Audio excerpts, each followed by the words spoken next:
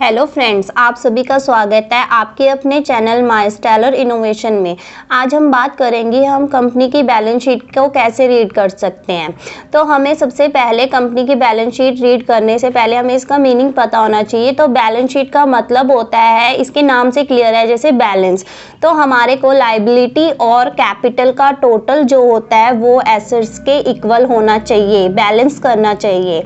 तो लायबिलिटी का मीनिंग क्या होता है? लायबिलिटी वो है जो कि कंपनी की जिम्मेदारियां हैं, जैसे कि लोन, उसने बैंक से लोन लिया है तो उस लोन को उसे पे करना है। और कैपिटल, कैपिटल उसमें आती है जो कि इक्विटी से या फिर ऑनर की अपनी कैपिटल हो सकती है। और एक एसेट्स हमारी क्या होती हैं? संपत्तियां, कंपनी की संपत्तियां। आप इसमें हर चीज को कंपनी के थ्रू सोचोगे, ऑनर के थ्रू नहीं सोचना। कंपनी की एक अलग पहचान होती है।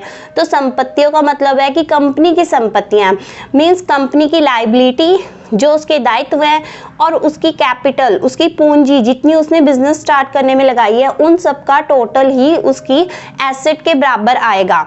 ठीक है। वो करती क्या है कंपनी? अपने लोन्स और कैपिटल जितना पैसा होता है इसी को वो अलग अलग करके एसेट बनाती है, इसी पैसे का यूज करती है।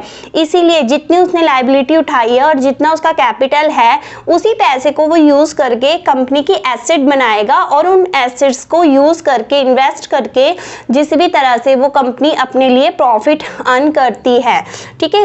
इसीलिए जो लायबिलिटी है और कैपिटल है, उन दोनों का टोटल एसेट के बराबर आएगा।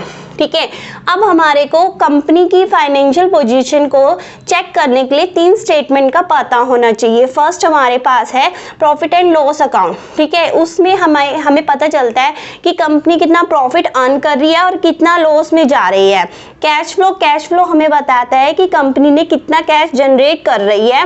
और बैलेंस शीट हमें कंपनी के स्टार्टिंग से लेके करंट, यानी कि अब तक का जो ईयर है, उसमें कंपनी ने कितनी एसेट्स बना चुकी है, कितनी लायबिलिटी चुका चुकी है, और उसके पास कितना शेयर कैपिटल है, ये सब इंफॉर्मेशन हमें बैलेंस शीट से मिलती है, जो कि हमें कंपनी के लॉन्ग टाइम की फाइनेंशियल पोजीशन के बारे में बताती है कि कंपनी कैसा ग्रो कर रही है। और हम हमेशा बैलेंस शीट को चेक करने के लिए एक बैलेंस शीट से कभी कंपेयर नहीं कर सकते, 2 से भी नहीं कर सकते, हमें एटलीस्ट 4 या 5 से तो करना ही करना है। ठीक है।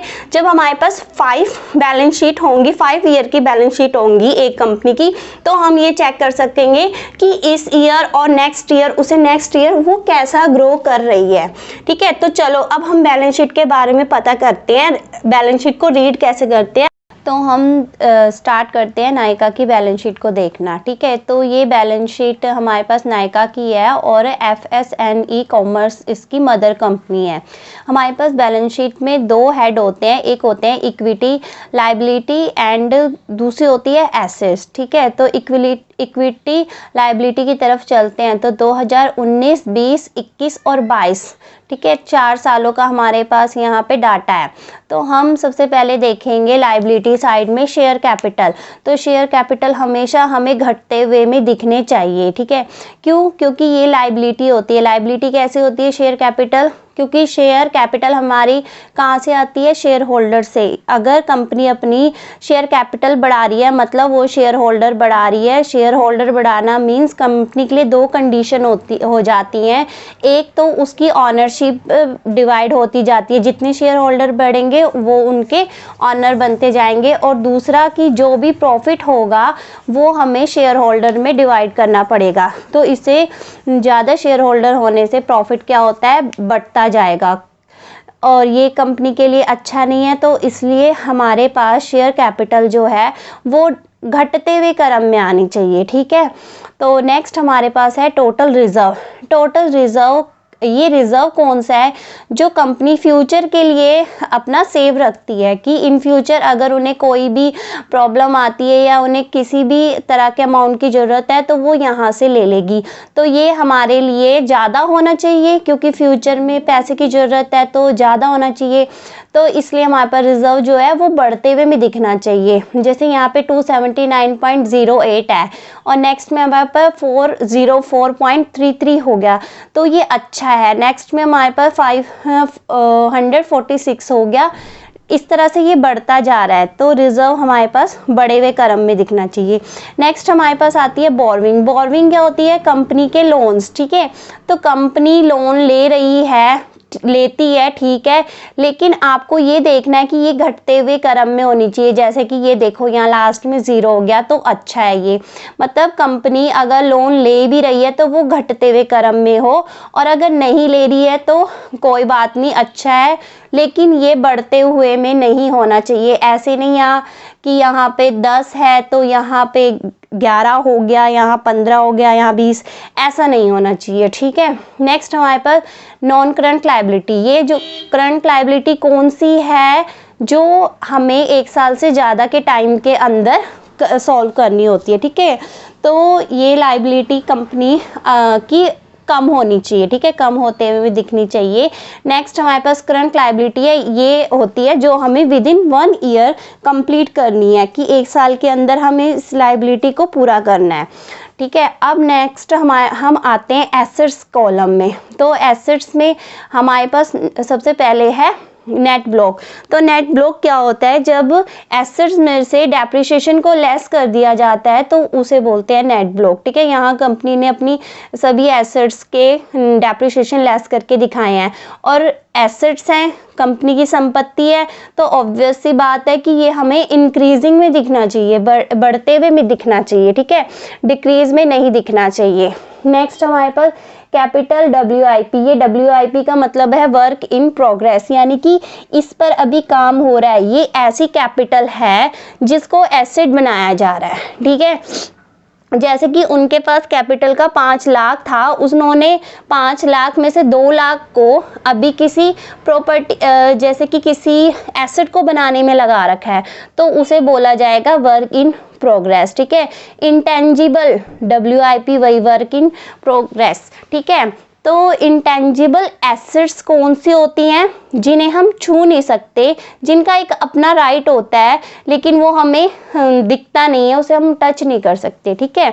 तो इंटेंजिबल WIP में हम वर्क इन प्रोग्रेस में हम किसे कह सकते हैं? गुडविल को, कि कंपनी एक गुडविल क्या होती है? कंपनी की रेपुटेशन।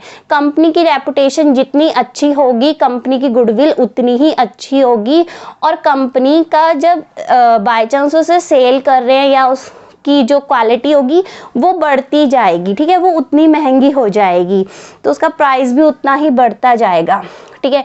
नेक्स्ट हमारे पास है इन्वेस्टमेंट। इन्वेस्टमेंट अगर बढ़ रही है तो आपको देखना है कि कंपनी किस प्रोजेक्ट पर या किस चीज़ पर अपना इन्वेस्टमेंट कर रही है, ठीक है। इन्वेस्टमेंट के बढ़ने पर भी आपको डाउटफुल होना चाहिए, क्योंकि अगर कंपनी इतना पैसा इन्वेस्ट कर रही है तो वो पैसा कहाँ से आ रहा है और वो किस में इन्वेस्ट कर रही है कि आने वाले टाइम में उसे कितना प्रॉफिट मिलता है, ठीक है।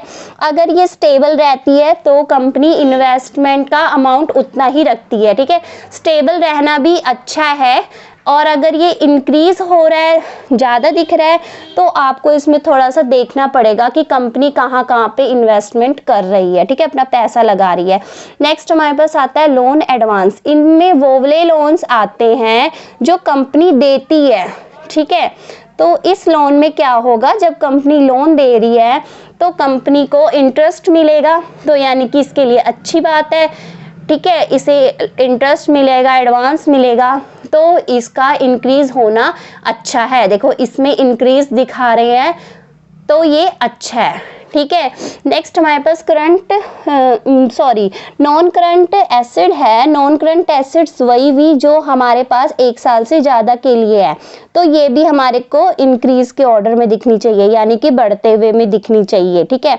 यहाँ पे 4.41 है, नेक्स्ट में हमारे पास 0.96 हो गई, और नेक्स्ट में हमारे पास 12.88 हो गई, और उससे नेक्स्ट 22.72 होगी, तो ये अच्छी है, ठीक है। इसी तरह करंट एसेट ये भी हमारे पास इंक्रीज में दिखनी चाहिए, बढ़ते हुए में दिखनी चाहिए। और करंट एसेट कौन सी होती है? जो हमारे पास विद इन 1 ईयर की होती है, ठीक है, 1 साल तक की। तो ये हमारे पास थी बैलेंस शीट। तो आपको बैलेंस शीट में थोड़ा बहुत समझ आया होगा जितना बताया है। अगर आपको वीडियो अच्छी लगती है और अगर आपको इसमें जितने भी आइटम्स थी इसमें अगर आपको क्लियर हुई हैं तो प्लीज़ लाइक ज़रूर करिएगा, सब्सक्राइब ज़रूर करिएगा। मिलते हैं नेक्स्ट वीडियो में, तब तक के लिए बाय बाय।